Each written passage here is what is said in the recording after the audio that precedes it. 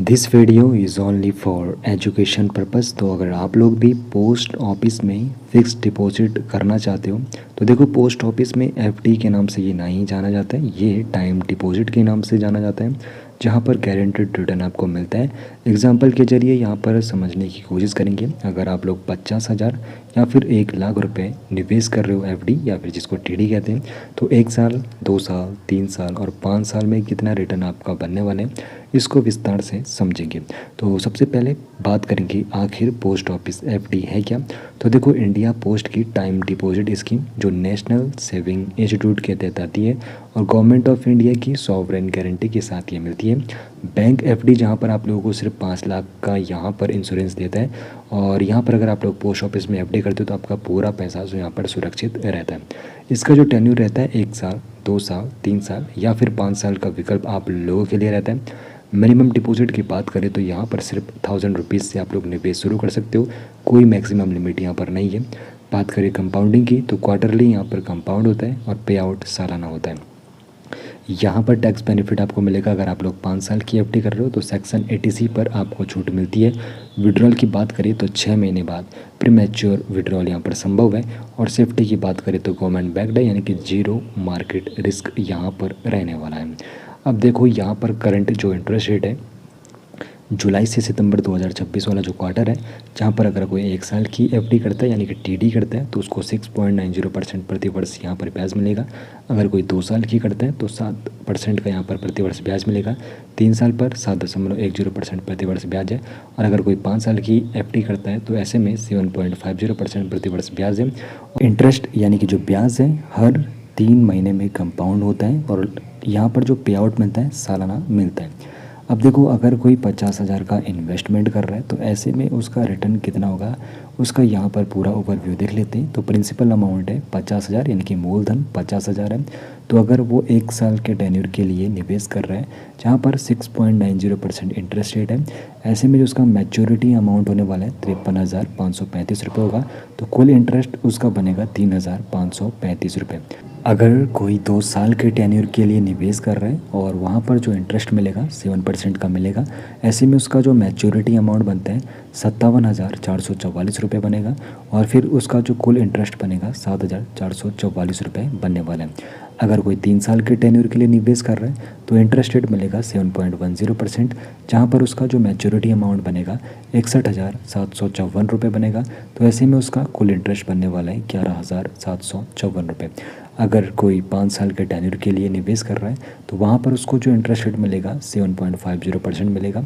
तो ऐसे में उसका मैच्योरिटी जो अमाउंट बनने वाला है 72,497 रुपये बनेगा। तो ऐसे में उसका कुल इंटरेस्ट 22,497 रुपये बनने वाला है। अब बात कर लेते हैं यहाँ पर 1 लाख के एग्जाम्पल के साथ। तो अगर कोई 1 लाख इन्वेस्टमेंट कर रहा है तो ऐसे में उसका रिटर्न कितना बनेगा।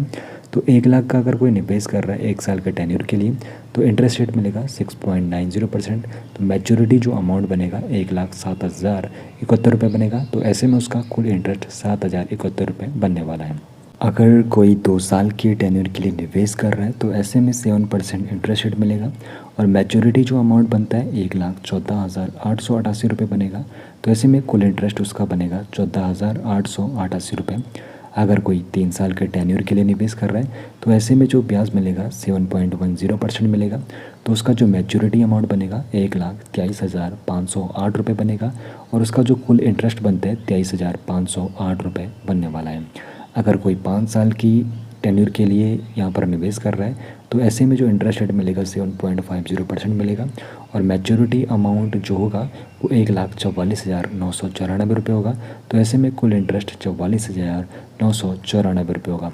तो अब हमने यहाँ पर दोनों का विस्तार से समझ लिया। अगर कोई 50,000 निवेश कर रहा है या फिर 1 लाख रुपये निवेश कर रहे हैं तो यहाँ पर आप लोग इनको कंपेयर खुद करके देख सकते हो। आप लोग स्क्रीनशॉट दोनों का यहाँ पर ले सकते हो, जिसमें 50,000 का निवेश पर कितना इंटरेस्ट रेट मिलने वाला है वो भी मैंने आपको बताया।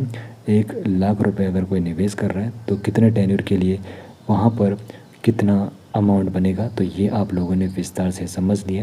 बाकी अब यहाँ पर देखो, एक और चीज़ मैं आपको बता देता हूँ, पोस्ट ऑफिस एफडी किसके लिए सही है।